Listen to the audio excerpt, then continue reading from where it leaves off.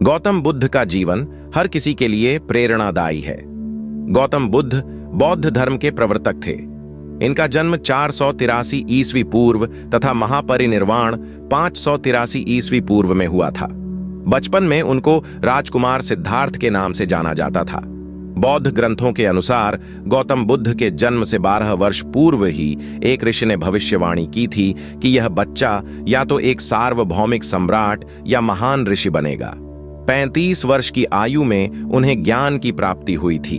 वह संसार का मोह त्याग कर तपस्वी बन गए थे और परम ज्ञान की खोज में चले गए थे। आज हम आपको सिद्धार्थ के महात्मा बुद्ध बनने तक के सफर के बारे में बताते हैं। बुद्ध का गोत्र गौतम था। बुद्ध का वास्तविक नाम सिद्धार्थ गौतम था। उनका जन्म शाक्य गणराज्य की राजधानी कपिलवस्तु के निकट लुम्बिनी में हुआ था। बुद्ध के जन्म के 7 दिन के भीतर ही उनकी माता का देहांत हो गया था। उनका पालन पोषण उनकी मौसी गौतमी ने किया था। शिशु का नाम सिद्धार्थ रखा गया था। शाक्य वंश के राजा शुद्धोधन सिद्धार्थ के पिता थे। सिद्धार्थ के जन्म से पूर्व हुई भविष्यवाणी से परेशान होकर उनके पिता ने उन्हें तपस्वी बनने से रोकने के लिए राजमहल की परिधि में रखा।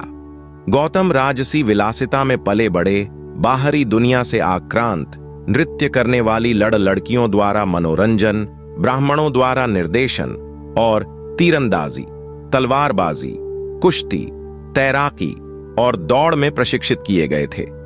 कम उम्र में ही उनका विवाह राजकुमारी यशोधरा से करा दिया गया। दोनों का एक पुत्र भी हुआ जिसका नाम राहुल था। सिद्धार्थ बचपन से ही अत्यंत करुण हृदय वाले थे।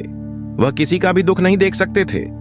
इतने प्रयासों के बाद भी 21 वर्ष की आयु में उनकी अपने राज्य कपिलवस्तु की गलियों में उनकी दृष्टि 4 दृश्यों पर पड़ी। एक वृद्ध विकलांग व्यक्ति, एक रोगी, एक पार्थिव शरीर और एक साधु।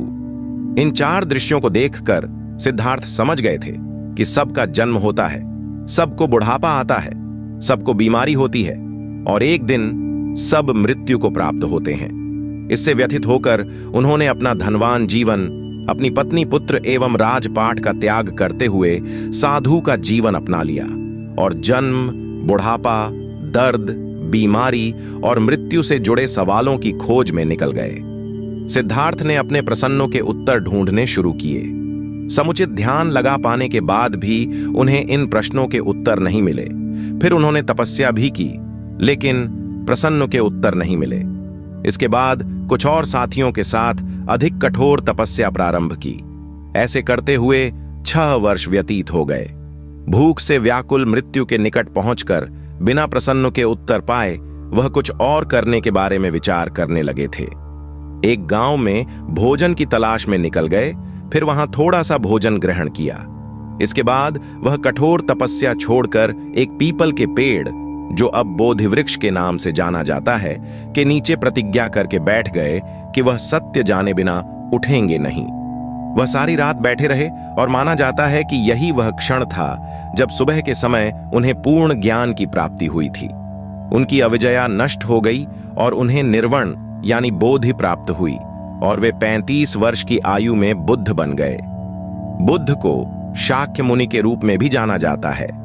7 हफ्तों तक उन्होंने मुक्ति की स्वतंत्रता और शांति का आनंद लिया।